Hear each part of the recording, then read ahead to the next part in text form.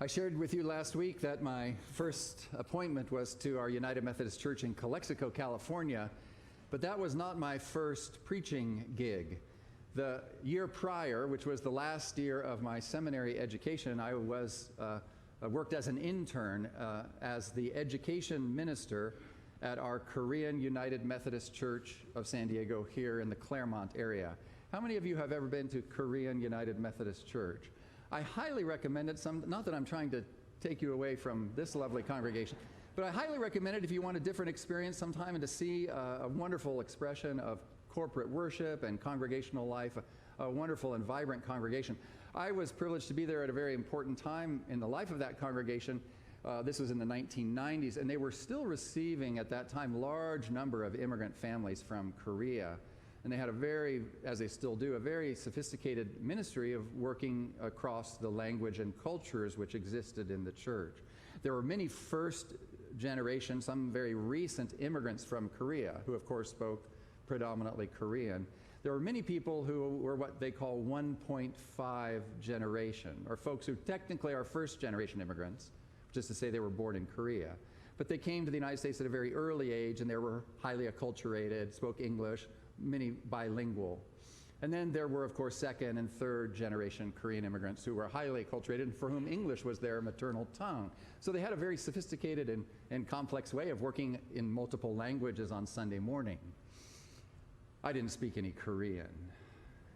As education minister, my role was to preach to the Sunday school teachers at the beginning of the morning, and I would preach on the lesson or the scripture lesson that then the teachers would teach throughout the morning to all the different ages. And it was a wonderful experience for me. I'm not sure I can say it, that they would have said it was a wonderful experience because I was new at this, and it was very much, they were very much my guinea pigs. I'm very grateful to them, those Sunday school teachers who were my first congregation. While I was there, we decided that the Sunday school program as a whole, which was filled with many, many children at that time, many recently arrived from Korea, needed a day trip, and we decided that we would take the kids ice skating. How many of you remember when there was an ice skating rink up there by University Town Center? Well, we decided to bundle up, but we had so many and we only had a limited number of vans, so we decided we would take multiple field trips, and we'd take the kids in different groups across a month. Every Sunday for a month after church, we bundled kids into the vans and went off ice skating. And we started with the little ones. So the first field trip was kind of 3, 4, 5, maybe a few 6-year-olds and a couple of siblings scattered in. We piled them into church vans and went off to ice skate. It was an adventure, let me tell you. And we got to the ice skating rink, but we were feeling very good about ourselves because we got all the kids off the bus and we got them into the ice skating. We got them fitted with the right size skates and got them all laced up, and we thought we were good to go. But when we realized we'd forgotten something, what had we forgotten? The potty break. I had felt very good about this day because I knew we had a lot of volunteers. We had a whole lot of volunteers, more than we needed for this group of kids. But when I surveyed the crowd of volunteers, I realized they were all women, which meant that I was the only guy. I counted the kids. There were 37 kids, and 20 of them were boys. I can tell you, you have not lived until you have gone into a public restroom with 20 3, 4, and 5-year-old Korean-speaking boys on ice skates. There was a moment in that restroom where I thought I would never, ever, ever leave. I thought we were just going to be trapped there for all eternity. We made it out somehow, and that experience, along with many others, was such an enormous blessing to me as I got to work across cultures and the challenges of working with people who didn't speak a language and whose language I didn't speak. It really, especially with these small children, reminded me of this enormous challenge that we all face sometimes. How do you teach, or how do you be faithful even? How do you strike up a relationship when words fail you? When you don't have the words that you need, how can you be a faithful follower of Jesus? We all know there are times in our life when words fail us, right? Sometimes it's moments of great joy. I know some of you will have had the experience of being there at the birth of a child. What words can possibly capture that miracle? Or the joy of a wedding of friends or family whom you love, and after the vows are spoken, what words can be said to express our thanks for this great gift? But words also fail us at times of great hardship, don't they? Sometimes sobs are all we can manage. Sometimes we're overwhelmed by grief or anger, fear or pain, and we're at a loss for words. We say as much, don't we? I don't know how to put it into words. I think collectively that's something of what we all went through 20 years ago this weekend. Do you remember sitting, I do, in stunned silence at what had transpired in New York? What words could possibly capture the moment? Today's gospel lesson is about a time in Jesus' ministry when words aren't enough. Jesus asks his disciples, "Who do people say that I am?" And they suggest some ideas, and he says, "But who do you say that I am?" And Peter answers, "You are the Messiah." And what does Jesus tell Peter to do? Shut up. Don't tell anybody. Be quiet about this.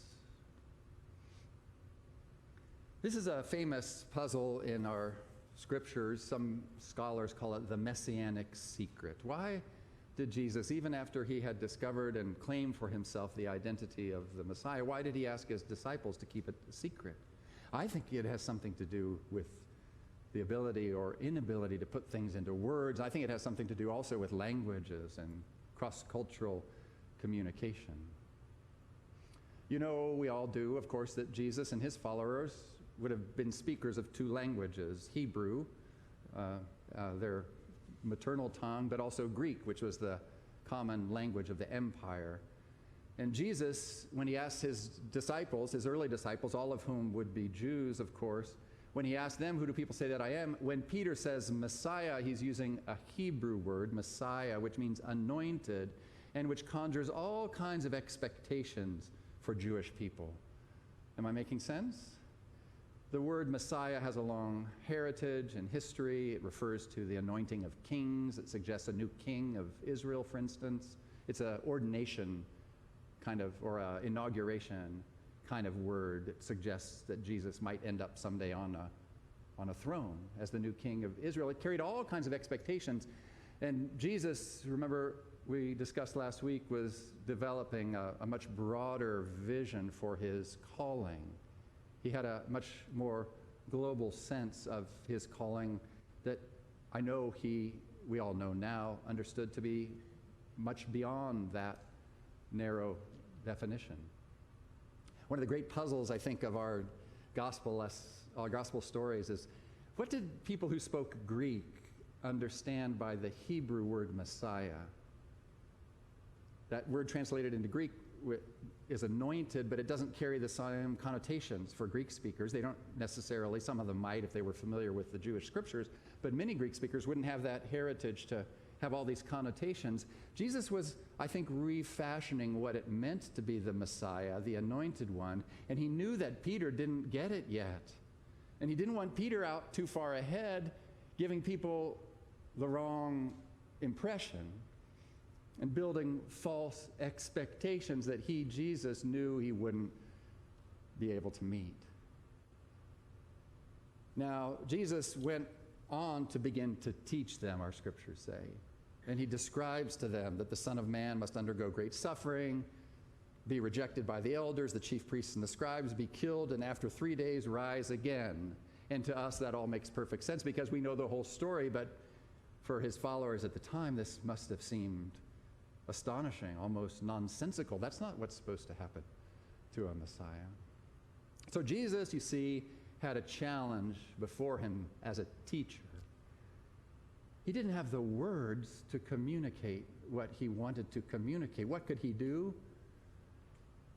Like any good teacher, he had to put his preaching into practice, and he had to demonstrate to his followers what it meant for him to be the Messiah.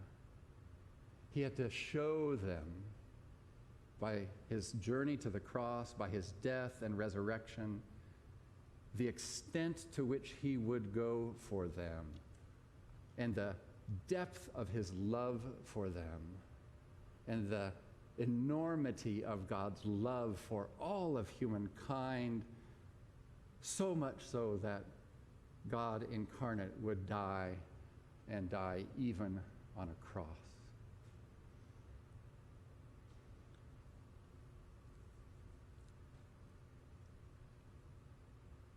Do you remember your first Sunday school teacher? Mine was named Martha Bullock. At least she's the first one I remember. When we moved my family from Kansas to La Jolla, I was 8 years old and was getting ready to enter the 4th grade. And Martha Bullock was my Sunday school teacher at La Jolla United Methodist Church for those 3 years when I was in elementary school, 4th, 5th, and 6th. But I remember arriving in La Jolla, like any small child, a little overwhelmed at new place and new people and a new church and a new neighborhood and all the rest. And I remember Martha Bullock simply lavishing me with love and affection.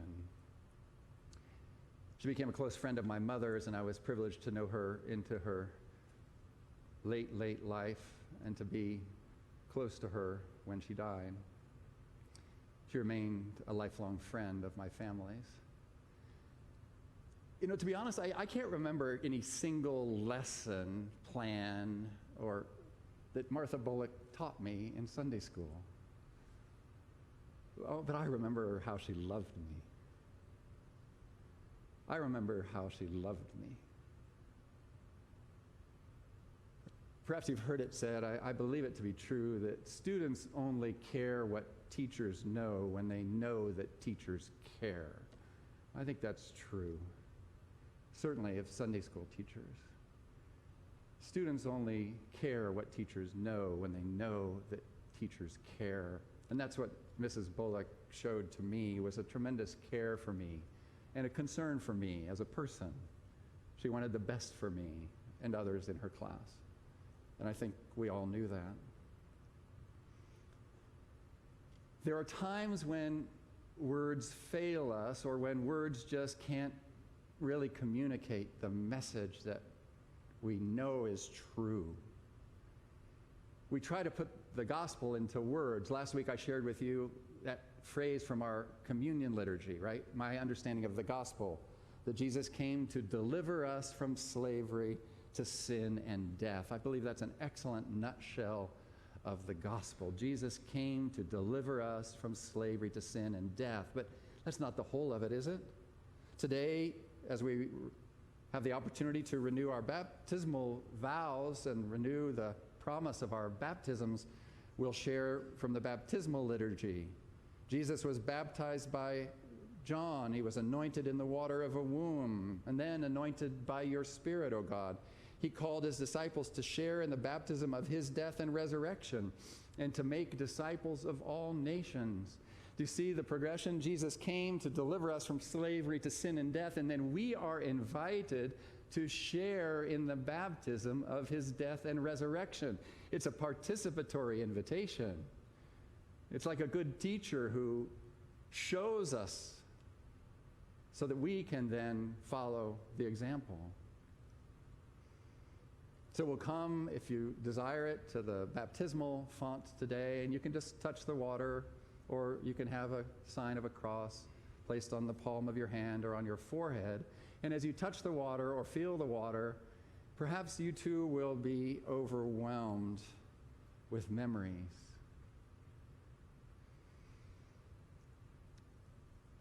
I visited the 9/11 memorial before they finished the museum, and I wanted to go back very much to see it, but I got there shortly after they had completed the Memorial Plaza. How many of you have been to the 9/11 memorial in New York? Do you remember entering that grand plaza with the open footprints of the two twin towers? And those two footprints are surrounded by wall of black granite or marble, I'm not sure what the composition. And on the black wall are written the names of people who died on 9/11. I remember being overwhelmed at the number, the sheer volume of names. And then over the ledge, you can see the perpetual fountain. It's a water that just rises and then falls, cascading deep, deep, deep into the pit that was left after the buildings were excavated. And the thing that most struck me about that visit was how quiet it was.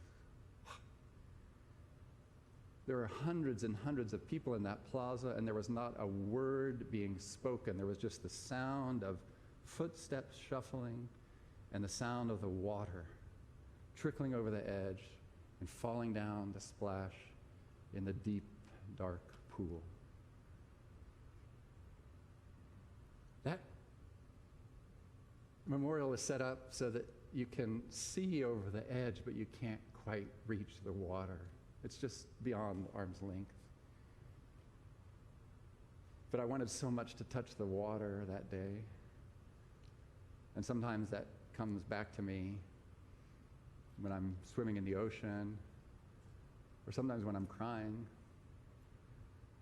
And maybe some of these things will come flooding back to you today, too. I'll remember the 9/11 memorial. I'll remember the birth of my daughter. And I'll remember Mrs. Bullock, who loved me when I very much needed to be loved.